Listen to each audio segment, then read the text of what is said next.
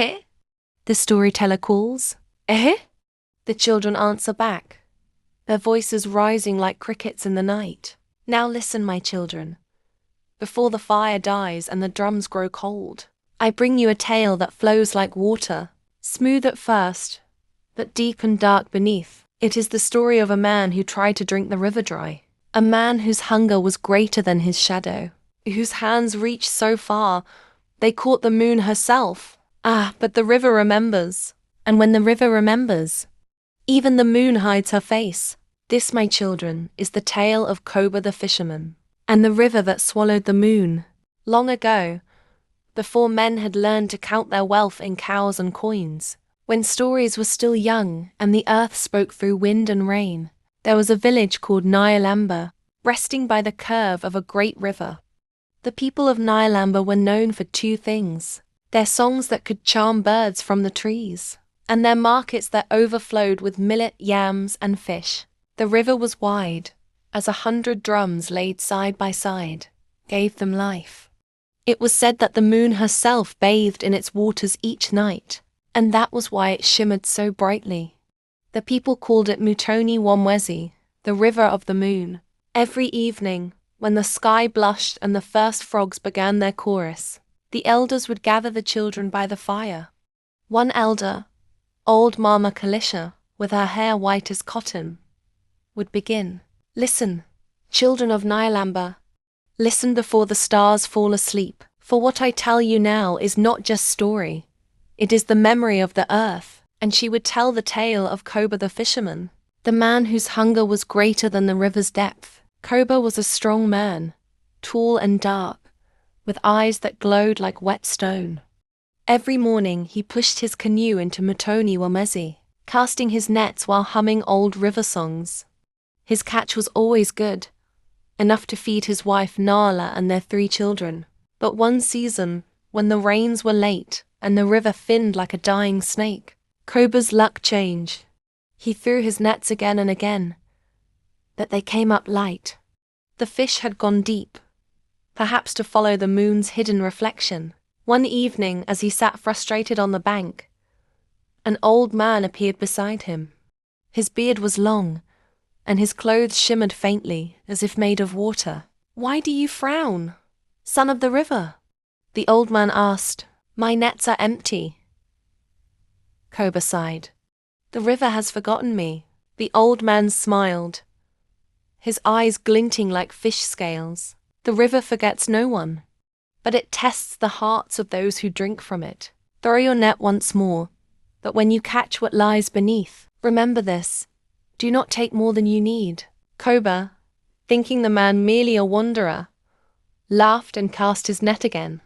When he pulled, it was heavy, heavier than ever before. Inside writhed fish of gold and silver, their scales flashing like sunlight. The old man was gone. That night, Koba's hut overflowed with fish. His family danced with joy. But as he looked at his shining catch, another thought crept in. If I can catch this much once, why not more? Why should I stop? In the days that followed, Koba went to the river earlier and returned later.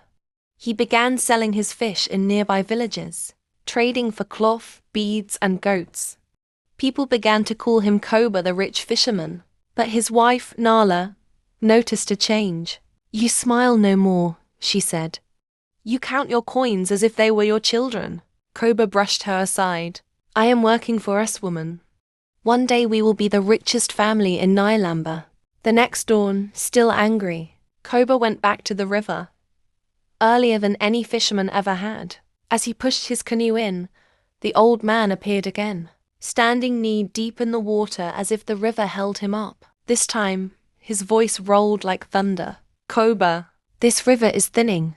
Do not cast your net today. Leave the water to heal." Koba scoffed. "Who are you to command me?" The old man's eyes turned dark like deep water. "I am the keeper's shadow," he whispered. "Take only what you need, or the river will take from you." Then he vanished again. Koba, furious, paddled out anyway. He cast his net. Immediately it dragged him forward. He grinned. "Ha! The old man was wrong. When he pulled the net up, he froze. Inside struggled a giant fish, larger than any he had ever seen, shimmering like moonlight, with ancient eyes. The fish spoke. "Koba, let me go." Koba staggered back. "You talk. Twice you were warned," the fish said. "Spare me, and the river will rise again. Take me, and the river will claim its debt." Koba saw wealth, goats, cows, prestige, power. "No," he said. "You will make me rich." The fish's eyes dimmed. "Then you have chosen your end." A rumble rolled beneath the water. The river swelled, thicker, darker, rising like a living beast. Koba panicked. He tried to cut the net. He tried to push the canoe away, but the river roared like 1,000 drums.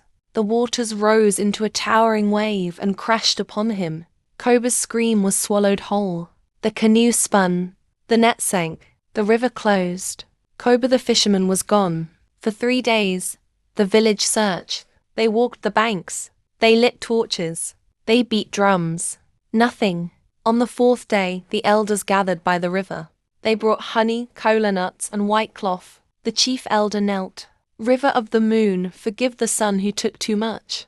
Return his spirit if you cannot return his body." But the river stayed silent. Koba's wife Nala wailed until her voice broke. Her children clung to her legs, terrified and heartbroken. The river had taken Koba, and the river does not return what it swallows. Mama Kalisha always ended the story the same way. She would lift the youngest child onto her hip, walk to the water's edge, and point at the glowing surface of Mtoni Wamwezi. "Children, the river gives, the river remembers, the river takes. Do not open your hands too wide, or one day, the river will close them for you." And the children would stare at the dark water, hearing the river whisper Koba's name, and sometimes they see his boat sailing away on the shore. Comma.